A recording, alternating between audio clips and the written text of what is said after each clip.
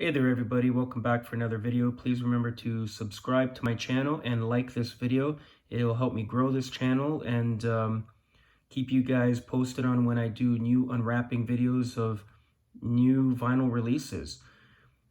Today we got Ozzy Osbourne's Patient Number 9. I picked this up after work yesterday.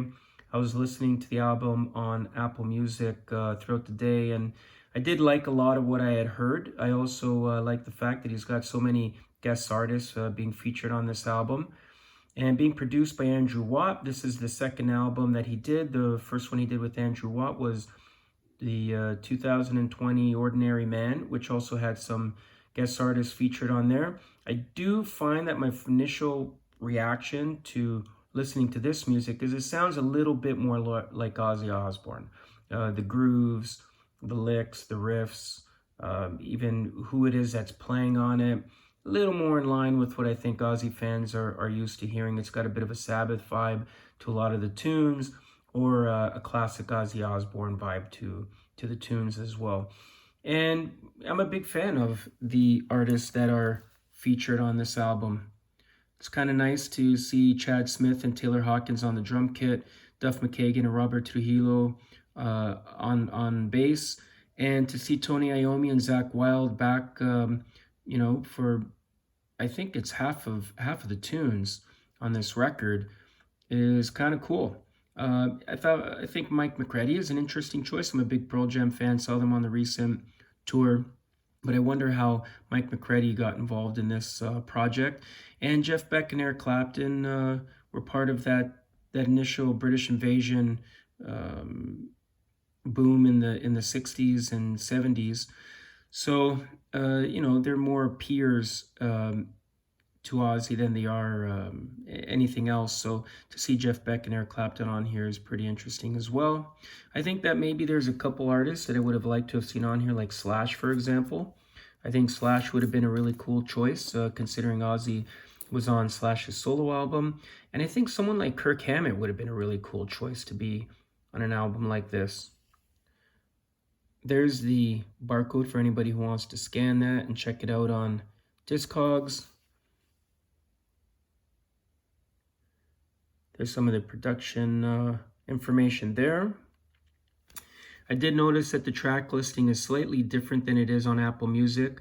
On Apple Music, Patient Number 9 is the first track, and on this vinyl release, Immortal is the first track.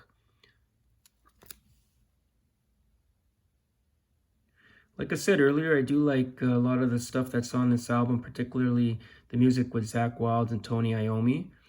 I think that the songs with Mike McCready, Eric Clapton, and Jeff Beck are a little more bluesy and pop rock, but they're still pretty cool tunes. I'm not the biggest fan of how Andrew Watt produces his music, but I did find that, at least listening on Apple Music, the production value was better to my ears than the previous album, which had a little more of a digital sheen to it.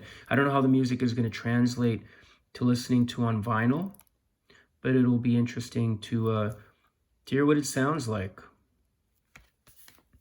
Kind of picked it up on a whim, and wasn't sure what kind of sleeve it was going to be, but I was a bit surprised to see that it's not a gatefold. I think that for paying $45 Canadian, it would have been cool for this to have been a gatefold package. Also considering that it's 2 records.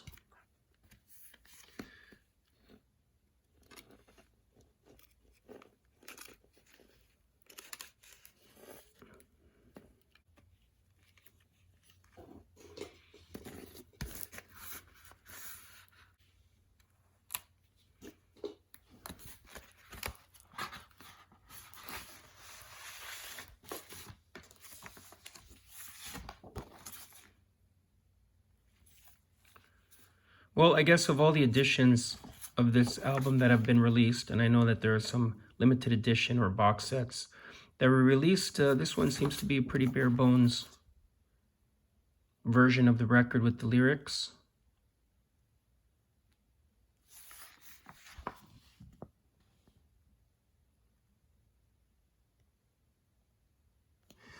So what's kind of cool, and this is what I was hoping would be in the liner notes, is just looking to see who it is that played on the different tracks. For example, on Degradation Rules, right after the lyrics, it shows that who the music was written by, but then who played what. So we got vocals by Ozzy, harmonica by Ozzy, drums Chad Smith, bass Robert Trujillo, guitar Tony Iommi and Andrew Watt, and produced by Andrew Watt. So those of you who have been following Ozzy's career, you know that he does have songwriting partners that he works with. And that's not any different on this album. Not only is it Andrew Watt, but Andrew Watt's songwriting partner, Ali Tamposi. She's known for writing melodies and lyrics. You can see her name right over here, Ali Tamposi. And her and Andrew Watt, they're songwriting partners.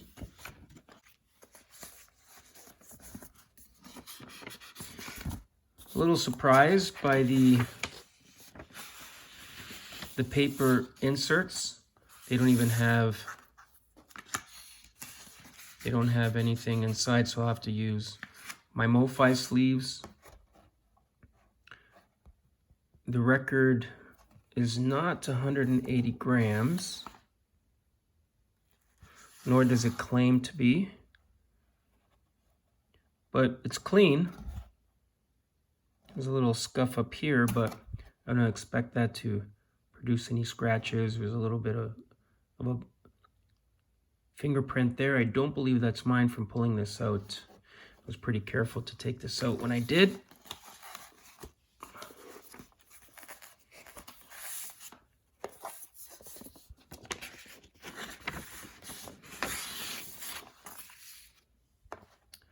Oh yeah, way more fingerprints here as well. So I'll need to give this a wash in the spin clean. There's some more fingerprints as well. Not quite sure who handled this, but somebody did. So there you have it, Ozzy Osbourne's Patient number 9.